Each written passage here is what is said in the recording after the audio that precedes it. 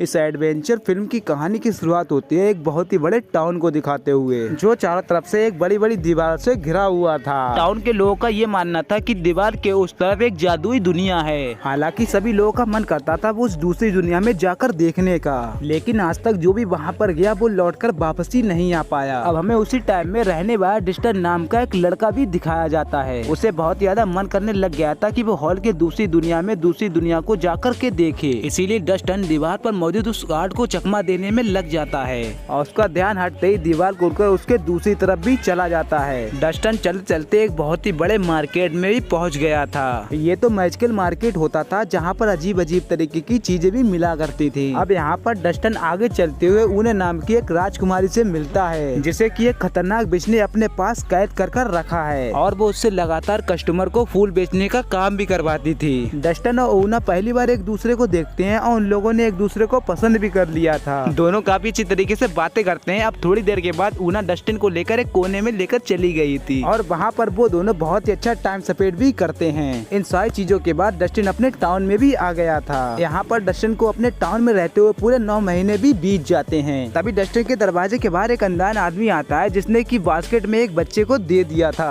और ये बच्चा और किसी का नहीं बल्कि डस्टिन और ऊना का होता है। और डस्टिन ने तो बड़े ही प्यार से अपने बेटे का नाम क्रिस्टन रखा होता है और उसने ये डिसाइड किया कि इसका पालन वो बहुत ही अच्छी तरीके से करेगा। अब हमें यहाँ पर काफी सालों बाद का समय दिखाया जाता है, जहाँ पर क्रिस्टन अब थोड़ा सा बड़ा भी हो चुका था। क्रिस्टन फिलहाल के लिए विक्टोरिया नाम की एक लड़की से प्यार भी करने लग गया था, इसीलिए वो बहुत सारे फ्लावर्स लेकर जा रहा था विक्टोरिया को प्रपोज करने के लिए। क्रिस्टन विक्टोरिया के घर के नीचे ही होता है और उसे आवाज दे रहा होता है। तभी टाउन का सबसे अमीर लड़का जिसका नाम हंक होता है वो भी उस जगह पर आ गया था, जो कि विक्टोरिया से शादी करने वाला था। हंक ने यहाँ पर क्रिस्टन को काफी नीचे दिखाना स्टार्ट कर दिया, क्योंकि वो बहुत ही ज्यादा गरीब होता है। हंक कहने लगा कि मेरे पास बहुत सारे पैसे हैं और मैं विक्टोरिया को बहुत ही महंगी अंगूठी दूंगा और उससे शादी भी कर लूंगा। क्रिस्टन को इस बात से बहुत ज्यादा बुरा लगता है, लेकिन वो फिर भी विक्टोरिया के पास जाकर उससे बातें करने लग गया था और विक्टोरिया ने सिंपली क्रिस्टन से कह दिया था कि हंक मुझे बहुत ही महंगी अंगूठी देने वाला है और प्रपोज करने वाला है शादी के लिए। लेकिन यहाँ पर क्रिस्टन काफी ज्यादा इमोशनल हो जाता है। वो विक्टोरिया को भरोसा दिलाता और कहता है कि मैं उससे तुम्हें महंगी अंगूठी लाकर दूंगा और मैं तुमसे शादी कर लूंगा। अब हमें यहाँ पर एक बहुत ही बड़े साम्राज्य में एक राजा दिखाए जाते हैं, जो कि अपनी आखिरी सांस ले रहे थे। वो मरने वाले होते हैं, इसीलिए नया राजा कौन बनेगा इसका चुनाव उन्हें करना ही पड़ेगा। इसीलिए वो राजा डिसीजन लेने के लिए अपने गले में से वो ब्रेसलेट निकाल लेते हैं और अपने बेटे से कहते हैं कि जो भी इस ब्रेसलेट को पा लेगा वही साम्राज्य का नया राजा बन जाएगा। और ये कहकर राजा अपना दम तोड़ देते हैं और उनकी वहीं पर मृत्यु भी हो जाती है। हालांकि राजा के बेटे को ये लग रहा होता है ये काम बहुत ही इजी है और वो उस ब्रेसलेट को बहुत ही आसानी से पा लेंगे। लेकिन जैसे ही वो लोग ब्रेसलेट को लेने जाते हैं, वैसे ही आसमान में बहुत ही तेजी से वो ब्रेसलेट उड़कर हुआ चला जाता है और वो ब्रेसलेट तो लगातार आसमान में जाता रहता है, एक बहुत ही बड़े तारे से टकराकर ब्लास्ट कर देता है। जिसके बाद वो ब्रेसलेट सीधा फॉरेस्ट के अंदर जाकर गिरने लगा। ये वही जगह होती है जहाँ पर डस्टिन और विक्टोरिया मजे कर रहे होते हैं और वो दोनों टूटता हुआ तारा देखते हैं। तब जाकर क्रिस्टन ने विक्टोरिया से कहा कि अगर मैं वो टूटता हुआ तारा तुम्हारे लिए ला दूं तो क्या तुम मुझसे शादी करोगी? और विक्टोरिया तो मजाक मजाक में हाँ भी कह देती है।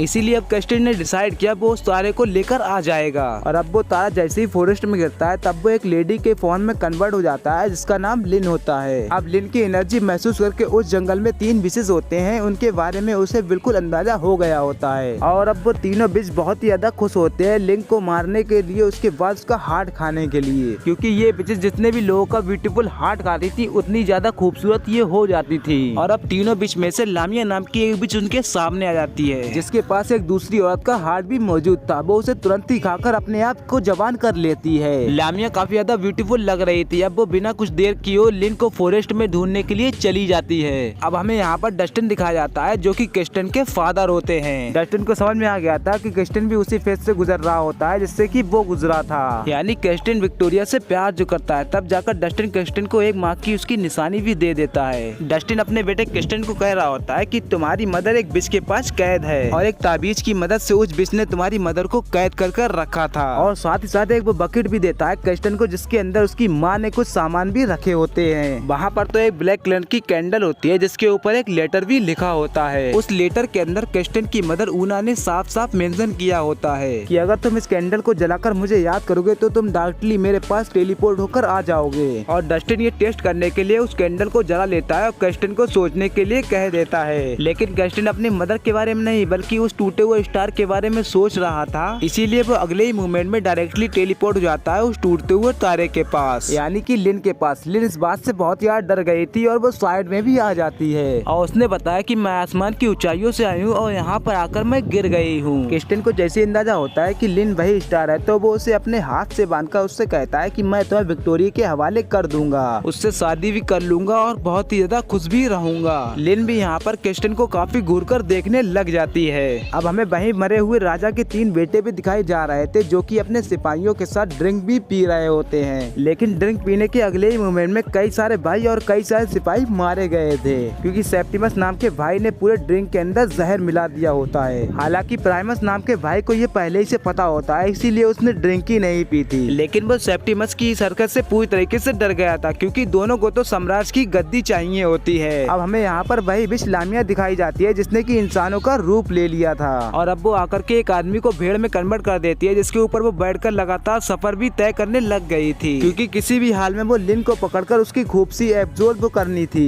वहीं हम कैस्टन को देखते हैं जो कि फॉरेस्ट के रास्ते लिन को लेकर आगे बढ़ रहा होता है। अब यहाँ पर काफी ज्यादा लेट होने के कारण कैस्टन ने लिन को एक पेड़ के नीचे चारों तरफ बांध दिया होता है और उसने कहा कि मैं तुम्हें खाने के लिए कुछ लेकर आता हूँ। कैस्टन लगातार समुद्र की तरफ भी चला जाता है जहाँ पर वो कुछ मछलियाँ भी पकड़ सके। लेकिन थोड़ी देर के बाद लिन के पास एक बहुत ही ब्यूटीफुल व्हाइट कलर का घोड़ा भी आ जाता है। दरअसल ये उसी के लिए भेजा गया था ताकि वो लिन को आजाद कर सके और उस घोड़े ने जल्द से जल्द लिन को आजाद किया और लिन उस पर बैठकर कहीं दूर चली जाती है। लेकिन भाई दूसरी तरफ लामिया ने अपना पूरा फॉरेस्ट छान लिया था और उसे लिन कहीं मिल भी नहीं रही थी। इसीलिए लामिया अपने दोनों बिच के सामने आकर कहते हैं कि मुझे उसकी लोकेशन का पता करना है कि आखिर वो लिन है कहाँ पर। तब जाकर वो दोनों बीच एक रिचुअल परफॉर्मेंस करते हैं जिसके अंदर वो दोनों मगरमच्छ की आंख में देख रहे होते हैं कि आखिर लिन की लोकेशन क्या हो सकती है। तब जाकर वो दोनों बीच लामिया को बताते हैं कि लिन यहाँ पर आ रही है, वो भी यूनिक घोड़े पर बैठकर, और ये उनके लिए सबसे अच्छा मौका हो सकता था उसे पकड़ने के लिए। इसीलिए लामिया अपनी जादू की मदद से दोनों भेड़ों को जाकर इंसानों में कन्वर्ट कर देती है और साथ ही साथ उसने एक डार्क मैजिक की मदद से बहुत ही बड़ा घर बना दिया था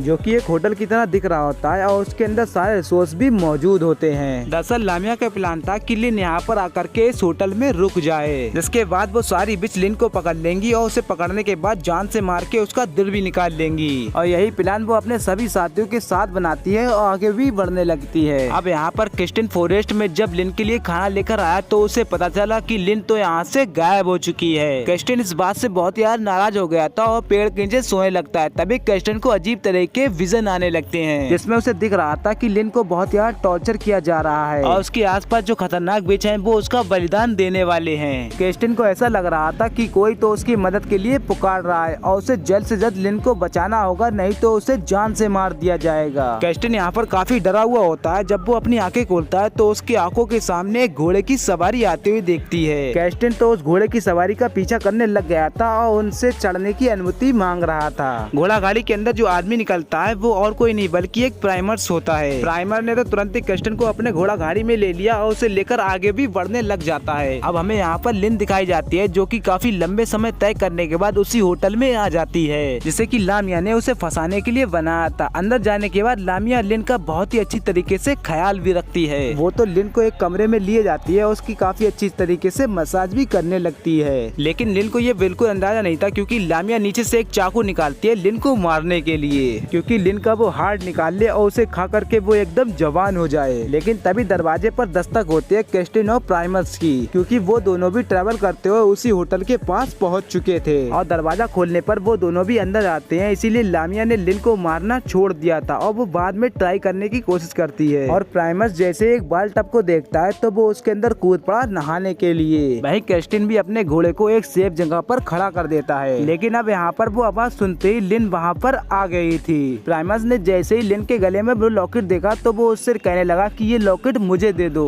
और प्राइमर्स तो लगातार लिन के ऊपर हमला करने के लिए उसकी तरफ बढ़ता ही चला जा रहा था। लेकिन वहाँ पर लामिया आकर के प्राइमर्स का गला काट देती है। लेकिन अब प्राइमर्स सब पूरी तरीके से मारा जा चुका था और वो भी अपने भाइयों की तरह ब्लेजलेट की तलाश में शहीद हो जाता है। कैस्टन और लिन को तब जाकर के लामिया की असली सच्चाई पता चली कि एक वो बहुत ही खतरनाक बिच है जो कि उस लिन के पीछे पड़ी हुई है। कैस्टन तुरंत ही लिन के सामने आ जाता है, उसे प्रोटेक्ट भी कर रहा होता है। लामिया भी लगातार उसकी तरफ आगे बढ़ती गई और चारों तरफ होटल में आग लगा देती है, जिससे कि इस होटल में कोई भी भाग ना जा सके। क्रिस्टिन और लिन के पास कोई भी ऑप्शन नहीं होता। तब जाकर के क्रिस्टिन अपनी जीप से ब्लैक कैंडल निकालता है, जो कि उसकी मदर ऊना ने दिया था। वो जल्द से जल्द कैंडल जलाकर उससे कहता है कि तुम अपने घर के बारे में सोच लो। और लिन के ऐसा करते ही वो टेलीपोर्ट होकर के पहुंच गए थे उसके घर पर। लेकिन लिन का तो कोई घर भी नहीं होता, इसीलिए वो आसमान में रहा करती थी। इसीलिए वो दोनों जाने अनजाने में बादलों के ऊपर पहुंच जाते हैं। क्रिस्टिन तो लिन के ऊपर बहुत ज्यादा गुस्सा कर रहा था कि वहाँ से निकलने के बाद हम फिर से मुसीबत में पड़ गए हैं। वो दोनों एक दूसरे से एग्रीमेंट कर ही रहे होते हैं, लेकिन तभी अचानक लिन और क्रिस्टिन के ऊपर कोई जाल फेंक देता है और उन दोनों को बहुत ही बुरी तरीके से पकड़कर यहाँ से ले जाने लगता है। दरअसल ये एक बहुत ही बड़ी शिप होती है और इसके अंदर कई सारे पायलट्स भी मौजूद होते हैं। ये मैजिकल पायलट्स हुआ करते थे, जो कि पानी में नहीं बल्कि बादलों में उड़ा करते थे।